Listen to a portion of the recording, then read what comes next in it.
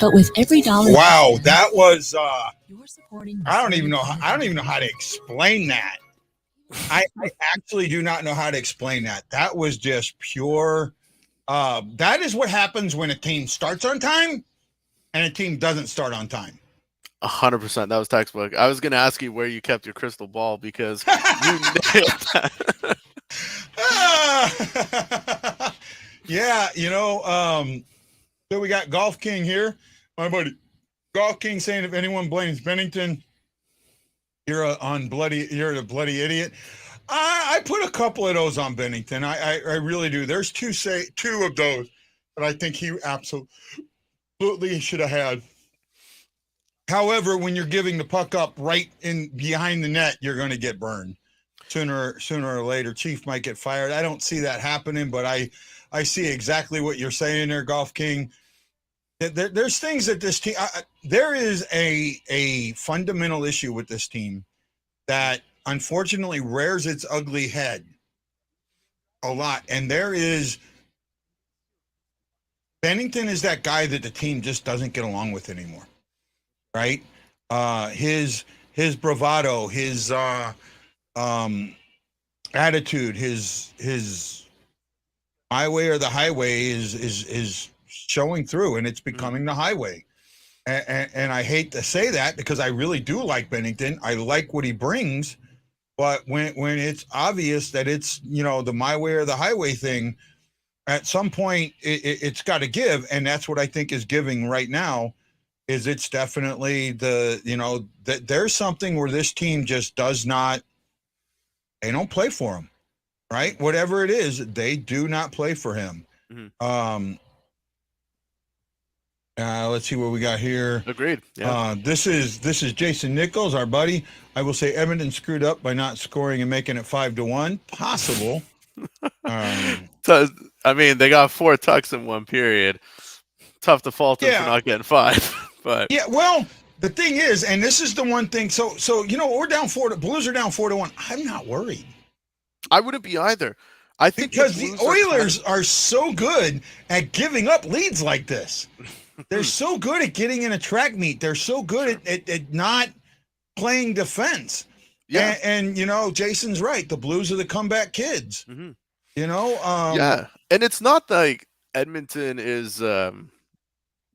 Was playing that much better than the Blues in the first period. They were a little less worse than the Blues were. They were coughing up the puck. They had turnover after turnover early on. They just got lucky. I mean, the Blues are set up. I know they're down 3, but they're coming into the second period with a power play. They got Ville Husso in. They have a chance to settle down. And this is a group like I'm with you. Well, actually, you say you're not worried. I am worried because I think the Oilers might got this up. Okay, hey, let's go over some of the stats here real quick. The Blues had 10 shots on goal. They had 5 that were blocked and missed 3 shots. Blues had 9 hits, had 5 giveaways, 3 takeaways, and that's something for the Blues. They've got to. That's one of the things. Those numbers are always bad for them. They won the faceoff battle 13-8 for 62% to 38%.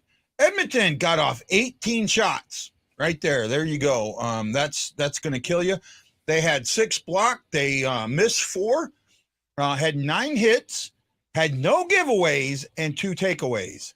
That's right there. Those are the 3 of those stats show why this game is 4-1. Mm-hmm. I think one of the really telling stats too, if I don't know if you have the shot summary chart in front of you, but when you look at that, you can see that all the goals are coming from the left side of the ice. All 4 of them did. And if you look to see who was on the ice on that side, right side, Justin Falk for 3 of those. He's a -3 after the first period. Every goal came on that side. I don't know. I mean, I really liked this guy when he was playing back in Carolina, and I wanted, I hoped that he would come to Edmonton. That didn't happen. He's come over to the Blues now. What does the Blues fan base think of this guy? Because they love Falk.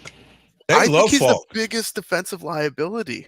Does that not? No, for them it's Scandella. For them it's Scandella. For the Blues, and again, you saw my little Scandella rant. Put that in the Hall of Fame. Yeah. So no, it's not. they look at Falk very differently. The problem is Falk is an offensive defenseman. Right. And he doesn't Ashley says Falk doesn't seem to play well without Krug, and that might be part of it. Krug being out could be a big help. It's all good. Husso's in. We're coming back. See, I don't buy that. I really don't buy that. It's over. Early playoff exit if we get there. I don't buy that either, right? I don't buy that either. I think a lot of people are looking at this. Again, for me, it's the problem with the Blues is a minor fix. It really is. And I saw it that entire period. Watch the neutral zone. Edmonton had no resistance. The McDavid, he did a McDavid thing. Again, he didn't score on it. Bennington was up to the challenge, but it was this, right through the defense. If he passes that puck back, if he lays that puck back, it's a goal. He did the same thing when Husso came into the crease and he tried to beat him on the glove, and Husso grabbed that. Yeah, so he did it twice in that period. Yeah, and a lot of Falk has had a good season in my eyes, right? He really has. Falk's plus 33. Wow. Yeah, he's been a league leader in plus minus all year long. Not when a team is obviously not playing cohesively. I think one of the things that's going on right now, I think that this team, they don't trust each other. I think you saw that. I don't think the Blues trust each other. I think they're all trying to do too much. This is too late in the season to not trust each other. That's not a good sign. Yeah, and it is. And that's one of the things. And I think the defense, you know what? I think that's another one of those misnomers that I've seen. Right? That the defense plays better. And this is the same thing. What's funny is it's the opposite of what happened to Bennington in 19. Right? Allen was in, and it seemed that the defense played better for Bennington than they did for Allen for much of the season until, Bennington came in and and then Allen got a little better, whatever. But there's some things going on here that don't make sense to me with this team. And you and me talked about it. They're too good to play this bad. Yeah. When you're this good and you play this bad, where do you put the blame? Where's the blame on? Why don't they trust each other? What's going on here? I know what I think, and I get lambasted for it all the time, and I'm not going to say it, but it's something that rhymes with Ruby. No, I am not a Berube fan. I know I'm not. I actually was surprised that they extended him when they did, right? I thought that they did it early. I think they should have waited. I'm at home going to watch now. Allie says she thinks they are losing because I wasn't watching. Oh, poor Allie. Right, Allie, I got to change the plans for your evening. Don't tune in, all right? Yeah, no, actually, that's my co-host. That's the co-host there. Yes. Ashley, nice to meet you over the. Yeah, so no, she works really early in the morning. So and her daughter wanted to go ice skating today. So there's something going on in the locker room. Golf King. As much as I've asked and asked and asked, and I don't hear it, but I think you're right. I really do think that there's something going on. Draisaitl's now at 49 goals. Matthews at 50. Matthews is going to be the next guy to get 50 and 50. Right? Absolutely. I believe right? That. You're gonna have 2-on-1. You're gonna have an odd man break. Ooh, okay. Odd man break at the intermission, at the second intermission. I like it. I'm ready for Buck stops at the top. You do a lot better than the St. Louis Blues defense. So yeah, hopefully, but see, I look at this and I go, okay, Edmonton. Look at the game in St. Louis, the 5-4 game. It was the same type of game. I think Edmonton got ahead, and the Blues came back and were either tied it up or were ahead at one point, and then they tied it up. That there was a lot of that going on. Yeah, Edmonton will be wise to keep their foot on the gas. I mean, I know it's such a cliche, but they need to, because if they just let off even the littlest bit, this, like you said, St. Louis is a comeback team. They will jump all over Edmonton, and like I said, they get to start. Mike Smith has been playing out of his gourd tonight. Yeah, he's had some great saves. Yeah, he's You had see some the great puck saves. well. The score of this game should be 4-3. Yeah. Absolutely should be 4-3. Yeah. Right? This would be a crazy barn burner. Yeah. Yeah, no, it really should. Well, Jake Allen's been injured this year, so but he's got no defense in Montreal either. That team quit playing for everybody. Yeah. No, I'm looking at this, and yes, it looks like a train wreck, but at the same time, it's one of them train wrecks. You go, was it really a train wreck, or what's going on here? It's not that bad of a train wreck, and I know it looks that way, but there's just something in me that says this is one of those things. He named something you don't agree with, guy. Yeah, he pretty much. Well, there's a few things. He's not a Brett Hull fan. I'll tell you that, and he will tell you that I think Brett Hull is the number one guy in the organization. That number two. Actually, I think Bobby Hull's the number one overall. But he will tell you that, or Bobby Plager, pardon me. Plager is. So I did an article about my top 10 Blues, and I made Plager my number one, and I did it 3 weeks before he passed. All right. Talk about timely article there. Cammy says the first couple of minutes of the second will tell you what kind of train wreck it is. I'm with you there, Absolutely. Tammy. Excellent point. Yep. I mean, the a Blues goal. let them keep their foot on the gas. If the past becomes the future, buckle up for the rest of this game. I don't know there, Jason. I'm really not sure, bud. I feel like Bennington was bailing the team out when the team wasn't playing well in the past. Difference is he's not bailing us out at all. And, great point. Great point. All right, I'll give you that. Great point, man. No, and that is something that you could say there, that he's not, he's at the point where, what, dudes, I'm done. Right? Either you play for me or you don't. And if you don't, I'm not going to play for you. And that could be it.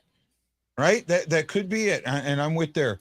How many times did the Blues banned on the puck? More than I can count. All right? It's when you get a speedy team, the Blues don't know how to stop a speedy team. And the way you stop a speedy team is you don't let them have the puck. It's that simple. They can't be fast if they don't have the puck. Get the cycle working. Yep. Right? Oilers had 28 attempts to the Blues 18, 13 chances to 6. There's the game right there. The Blues do have, and actually, no, it's not hit them hard. That's not how you stop speed. In fact, you're going to get burned by speed if that's what you do. You have to keep the puck, right? Speed will burn the hits. And you've seen it. Falk trying to go after Scandella, trying to go after McDavid. McDavid went right on through him. Right?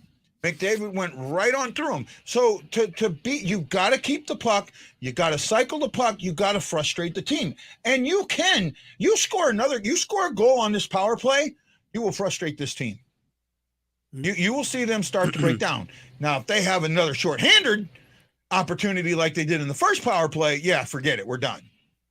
But you've got to get on that cycle. You've got to win this faceoff. You've got to get it down there, and you've got to make sure you control the puck. Yeah, this next goal in this game, whoever scores it, whichever team, is gonna go a long way in saying that how the rest of this game is gonna go.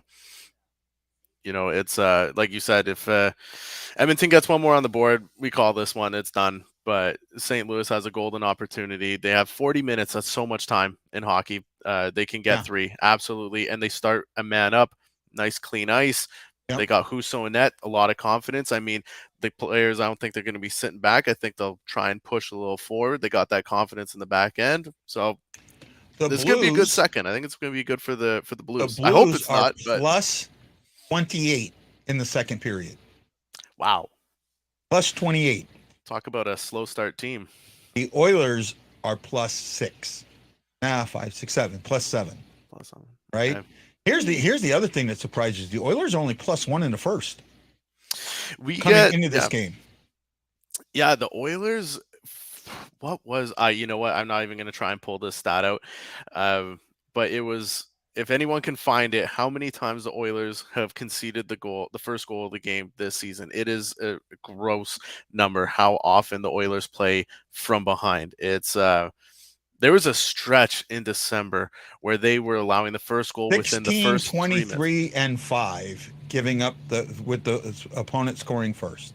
The opponent scoring first. Oh yeah, they've done it way too. That's what 16, 23, and 5? Yeah. So what's the math on that? 16, 39, 44 games.